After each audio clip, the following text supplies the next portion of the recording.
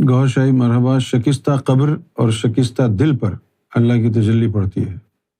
شکستہ دل سے مراد دل کا ٹوٹنا ہے شاید، اور شکستہ قبر سے کیا مراد ہے؟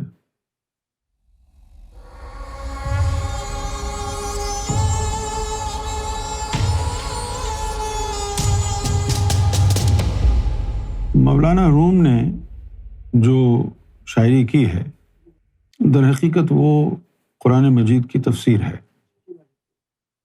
لیکن مولانا رومی کی شاعری کو جب انگریزوں نے اس کا ترجمہ کیا، دو جگہ مولانا روم کی شاعری پڑھائی جاتی ہے، یا تو ویسٹ میں انگریز پڑھتا ہے یا پھر مدرسوں میں مولوی پڑھتے ہیں۔ یہ درس نظامی کا ایک اہم سبجیکٹ ہے، مثنوی، جو اہل سنت والجماعت کے جو مدرسین ہیں وہ اپنے مدرسوں میں درس نظامی میں خاص طور پر مثنوی شریف ضرور پڑھاتے ہیں۔ اب نہ مولویوں کو باطنی علم ہے نہ انگریزوں کو ہے۔ شکستہ قبر اور شکستہ دل، شکستہ دل سے مراد یہ نہیں ہے کہ آپ کا دل کسی نے توڑ دیا اب تجلی پڑے گی یہ مطلب نہیں اس کا۔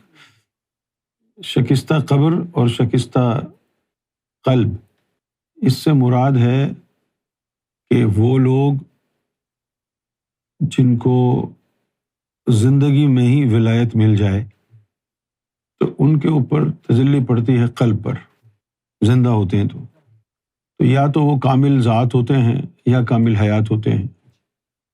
کچھ لوگ ایسے ہیں جو اپنا روحانی مرتبہ حاصل کیے بغیر ان کی موت واقع ہو جاتی ہے۔ حدیث شریف میں ہے کہ جو طلب علم کے دوران مارا جائے وہ شہید ہے۔ اب اس سے مراد لوگوں نے یہ لے لیا کہ کسی بھی طرح کا علم، کیمسٹری پڑھتا ہوا مارا جائے تو شہید ہوگا، فزکس پڑھتا مارا جائے، نہیں، یہاں تک کہ قرآن بھی پڑھتا ہوا مارا جائے تو شہید نہیں کہلائے گا۔ پھر کون سا علم ہے یہ علم طریقت ہے، کیونکہ وہ پڑھائی نہیں ہے، وہ منازل ہیں۔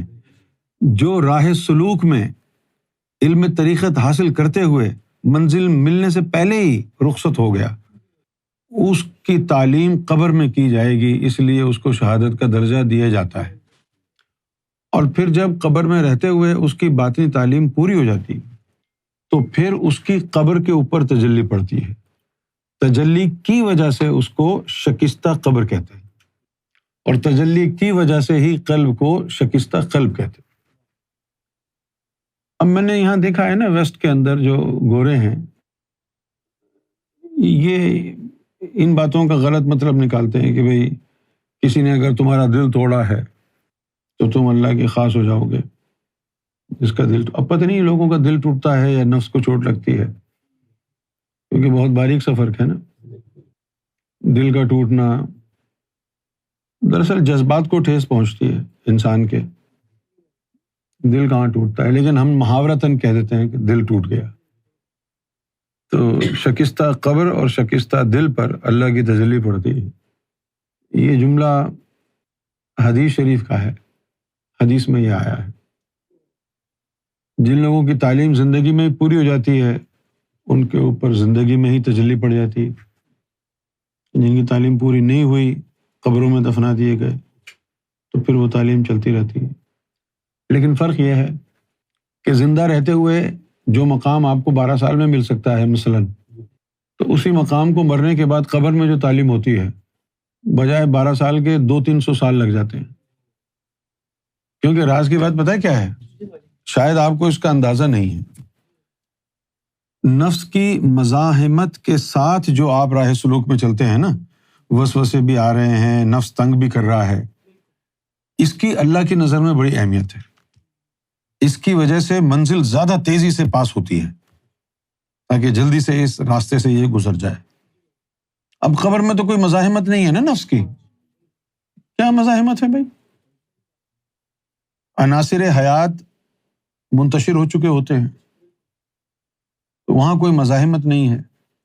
جب زندہ رہتے ہوئے آپ کو نفس کا بھی مقابلہ کرنا ہے، نفس کو بھی لگام ڈالنی ہے، اپنی خواہشات کو بھی مارنا ہے، نفس کی نفی کرنی ہے، اس کے ساتھ ساتھ پھر راہ سلوک میں بھی چلنا ہے، تو اس کی اللہ کی نظر میں بڑی اہمیت ہوتی ہے۔ اس لیے زندگی میں جلد از جلد جو ہے نا وہ منازل طے ہو جاتی۔ مرنے کے بعد ایسے لوگوں پہ قبروں پر تجلی پڑتی ہے۔ اچھا، اب جب قبروں پہ تجلی پڑتی ہے تو ایسا بندہ پھر جو ہے نہ وہ کامل ذات ہوتا ہے نہ وہ کامل حیات ہوتا ہے، بلکہ وہ کہلاتا ہے کامل ممات۔ مرنے کے بعد اس کی قبر سے فیض جاری ہوتا ہے۔ جیسے پرانے زمانے میں جب کسی کو کوئی مرشد کامل نہیں ملتا تھا تو کیا کرتے تھے؟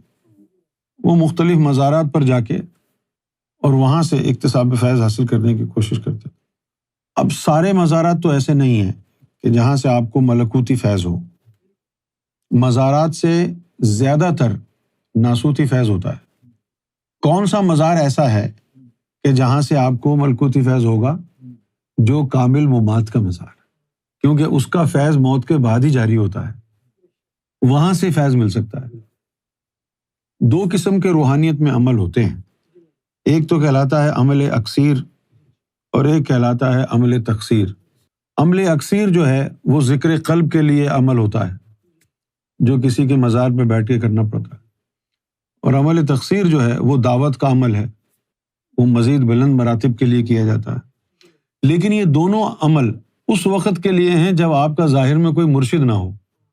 اگر مرشد ہے تو وہ ویسے ہی عطا کر دے گا نا، آپ کو کسی عمل میں جانے کی ضرورت ہی نہیں پڑے گی۔ سمجھ گئے بات؟ اور پھر کسی کامل ممات کے مزار سے فیض حاصل کرنا کوئی اتنا آسان کام بھی نہیں ہے، اس میں دھوکے بھی بہت ہوتے ہیں۔ کیا خبر کہ اب وہ مزار والا آیا ہے آپ فیض دینے کے لیے یا اس کی جگہ کوئی شیطان آ گیا ہے، یہ بھی مسئلہ ہے نا۔ کسوٹی ہوتی ہے اس میں ذات اللہ۔ پھر ہمیں باطنی طور پر یہ بھی پتہ چلتا ہے کہ کامل ممات والوں سے فیض لینے میں کامیاب کون ہوتے ہیں، کہ جن کے خاندان میں کوئی ولی بزرگ گزرا ہو یا کسی مزار پر آنا جانا ہو، کسی ولی سے ان کو انسیت ہو، تو پھر اس عمل میں وہ ہستیاں باطنی طور پر آ کر مدد کرتی، ان کی مدد کے ذریعے ہوتا ہے۔ اچھا، اب یہ دو عمل ہیں، لیکن ہمیں تو سرکار گوھر شاہی کا در مل گیا نا، ہمیں تو کسی عمل کی ضرورت نہیں، ہمیں نہ عمل اکثیر کی ضرورت ہے، سرکار ویسے ذکر تھے، چاند سے ذکر مل رہا ہے۔ ہزاروں لوگ سرکار کے جو خدام ہیں، غلام ہیں، ان کو اذن ہے وہ اجازت ذکر قلب مہیا کر دیں۔ تو یہ اس زمانے کے لیے ہے کہ جب ظاہر میں کوئی آپ کو کامل نہ ملے۔ اچھا، اب چونکہ ووکیبلری کا بڑا فقدان ہے، ہم ہر طرح کے مرشد کو کامل ہی بول دیتے ہیں۔ کامل جو ہوتا ہے نا وہ صرف شریعت کا ہوتا ہے، جو طریقت کا ہوتا ہے اس کو کامل مرشد نہیں بولتے، اس کو بولتے ہیں مرشد اکمل، اور جو حقیقت والا ہوتا ہے اس کو کہتے ہیں مکمل۔ اگر کوئی کامل ہے تو سمجھ جاؤ شریعت والا ہے، شریعت والا ہے کامل مرشد۔ اب شریعت تو کتابوں میں لکھی ہوئی ہے، اس کے لیے مرشد کی کیا ضرورت ہے؟ تو شریعت کے دو حصے ہیں، ایک شریعت کہلاتی ہے شریعت ناقصہ، وہ ہے ظاہری شریعت، اور ایک کہلاتی ہے شریعت کاملہ، وہ ہے نفس کو پاک کرنے والی شریعت۔ تو جو کامل شریعت ہوتا ہے وہ آپ کو نفس کے تزکیے کی تعلیم دیتا ہے، نفس کے تزکیے کی تعلیم دیتا ہے۔ نفس کا تزکیہ ہو گیا، اب آپ شریعت پر گامزن ہو گئے۔ نفس جب پاک ہو گیا تو اب آپ شریعت پر گامزن ہو گئے، اب آپ کو عبادتوں کا مزہ آئے گا۔ اس کے بعد پھر طریقت کا ولی ڈھونڈنا پڑتا ہے، طریقت کا ولی آپ کو ذکر قلب عطا کرتا ہے۔ یہ جو علم طریقت ہے، شریعت صرف ظاہری جسم سے نفس کی طہارت تک ہے، اس کے بعد طریقت جو ہے وہ ذکر قلب سے لے کے دیدار الہی تک چلتی ہے۔ دیدار الہی کی تعلیم دے دی، مل گئی، اب دیدار الہی کے لیے، مقام محمود پر پہنچانے کے لیے تجھے حقیقت والا مرشد چاہیے. نظروں سے آگے سفر طے ہوگا، ذکر فکر سے نہیں ہوگا. آگے کا جو سفر ہے وہ نظروں سے پہنچائے گا نا. اسی لیے اس کے بارے میں کہا جاتا ہے کہ ایک ہی نظر میں اللہ کا دیدار کرا دوں. کس کو؟ جو طریقت کی انتہائی منزل پر پہنچ گیا ہو. اب اس نے جانا ہی ہے حقیقت والے کے پاس ہے تو وہ ایک ہی نظر میں ہوگا نا. لیکن جن کو علم نہیں ہے وہ یہی کہتے ہیں ایک نظر میں دیدار کراؤ. ایک نظر میں دیدار ہوتا ہے لیکن کب ہوتا ہے؟ جب تو طریقت میں کامل ہو چکا ہو، اس وقت ہوتا ہے. لیکن سرکار نے تو یہ بھی فرمایا، ایک شخص آیا تھا، پتہ نہیں سیریا کا تھا، کہاں کا تھا، مانچسٹر میں، کہہ رہا تھا کہ کیا آپ ایک ہی وقت میں مجھے میرے ساتوں لطائف چلا سکتے ہو؟ سرکار نے فرمایا لطیفہ کیا ہے، ہم ایک نظر میں تجھے اللہ تک پہنچا دیں، دیدار میں پہنچا دیں. تیرے اندر ظرف اور تاب ہونی چاہیے.